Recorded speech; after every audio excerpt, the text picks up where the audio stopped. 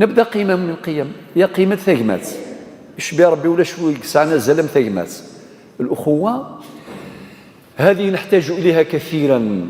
قرن استقبالي ثور نساي ثقمات محقور ور نساي ثرفع ثوري تغيمي ثا جماعه.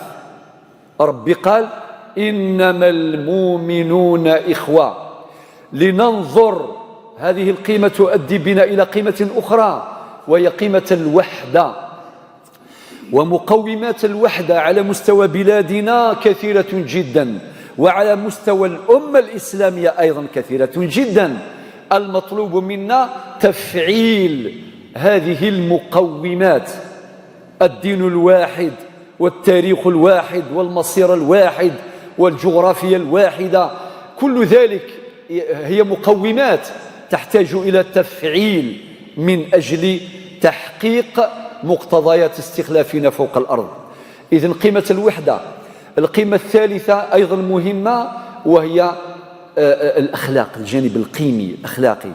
حضارة الغرب اليوم من مساوئها كما يقول عقلاؤهم، عقلاء الغرب يقول في الجانب التربوي والجانب الأخلاقي.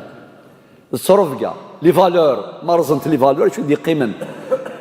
النبي عليه الصلاة والسلام يغدينا إنما بعثت لأتمم مكارم الأخلاق، وفي رواية صالح الأخلاق.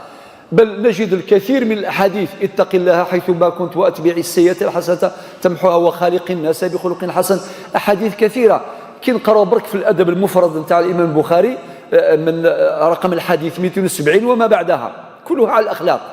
270 خياركم أحاسنكم أخلاقا. 271 يقول ما في يعني يتكلم عن الميزان. ما هو يعني الشيء الثقيل في الميزان؟ ما من شيء في الميزان أثقل من حسن الخلق. والحديث الذي يليه 272 يقول إن من أحبكم إلي وأقربكم مني مجلسا يوم القيامة أحاسنكم أخلاقا. وبعدين في الحديث 273 يقول إنما بعثت لأتمم، الرواية هنا صالح الأخلاق والأخرى مكارم الأخلاق. وأخيرا قيمة أخرى أيضا مهمة وهي قيمة العمل. ربي سبحانه وتعالى قد خدم بالخدمة، خاطر كل شيء يحتاج إلى عمل.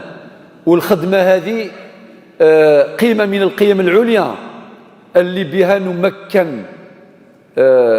يقول ربي سبحانه في القرآن في سورة التوبة مثلا آية 105 قال: وقل اعملوا خدمت فسيرى الله عملكم ورسوله والمؤمنون وستردون إلى عالم الغيب والشهادة فينبئكم بما كنتم تعملون.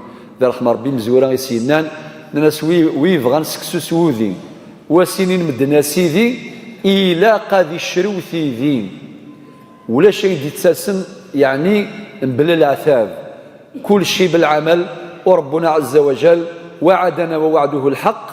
إذا اجتهدنا في تحقيق ما نستطيع ربنا سيحقق لنا ما لا نستطيع.